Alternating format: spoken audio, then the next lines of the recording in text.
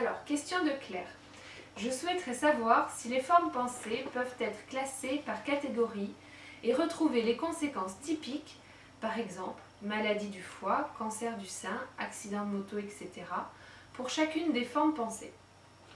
Oui, bien sûr, nous vivons ce que nous pensons, nous vivons le contenu de nos pensées, nous vivons en fonction de nos processus mentaux. Bon.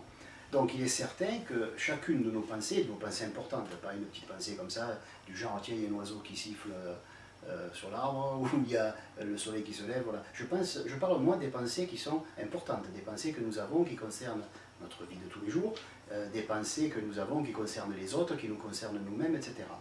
Il est clair que chacune de nos pensées produit des formes mentales. Ces formes mentales, à leur tour, deviennent attractives pour des formes mentales qui sont opposées mais complémentaires. Par exemple, un creux va attirer un rond, parce que le rond peut rentrer dans le creux. Hein. Donc quelque chose de conique ou quelque chose qui a une forme de triangle va attirer quelque chose qui a une forme triangulaire mais concave, hein, qui est à l'intérieur, de manière à ce que ça puisse s'emboîter. C'est le principe des Lego. Hein, voilà. Donc nos pensées, premièrement, ont une forme, elles émettent des ondes, elles informent d'autres pensées, d'autres individus, hein, qui appartiennent à d'autres individus. Ces pensées se regroupent par, on va dire, par affinité, et surtout par complémentarité, hein, un trou, une bosse, etc. Bon.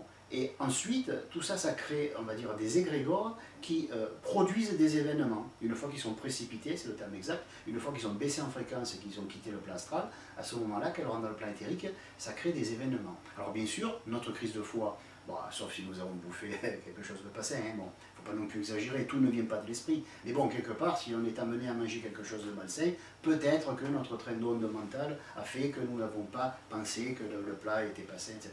Bon, on ne va pas rentrer dans les détails, on va dire que la plupart des choses que nous vivons correspondent aux choses que nous pensons. Donc ces formes pensées, bien sûr, ont une existence. Ma crise de foi, elle est là, dans ma boule mentale, ce qu'on appelle, il y a une espèce de sphère ici, qui monte à peu près à 40 cm de hauteur, et on appelle ça la boule mentale. Dans cette boule mentale, pour ceux qui savent y accéder, il y a des formes géométriques, et si on sait les traduire, il y a carrément des phrases entières. Hein, pour ceux qui sont habitués, il y a dedans écrit notre future crise de foi, il y a dedans écrit notre futur divorce, bon ça c'est facile à voir, il y a dedans écrit si on va avoir un enfant, etc. Bon, si on va les aimer, pour faire semblant, etc.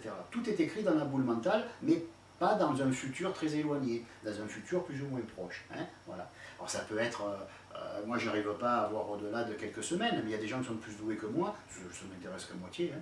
Je reçois une information, je la donne si je utile de la donner, mais je ne recherche pas les informations. Du coup, je n'ai pas eu à développer ce genre de faculté qui ne m'intéresse pas par ailleurs.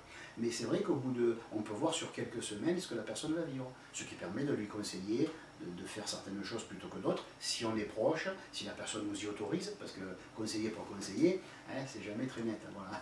On a peut-être envie de se faire briller, de montrer qu'on sait. Mais si vraiment la personne a besoin de nous et qu'elle nous réclame de l'aide, on peut lui donner.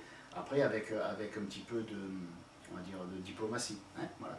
Mais c'est vrai que si les gens continuent à penser ce qu'ils pensent, ben, ils continueront à vivre ce qu'ils vivent. Alors merci pour ta question et à bientôt.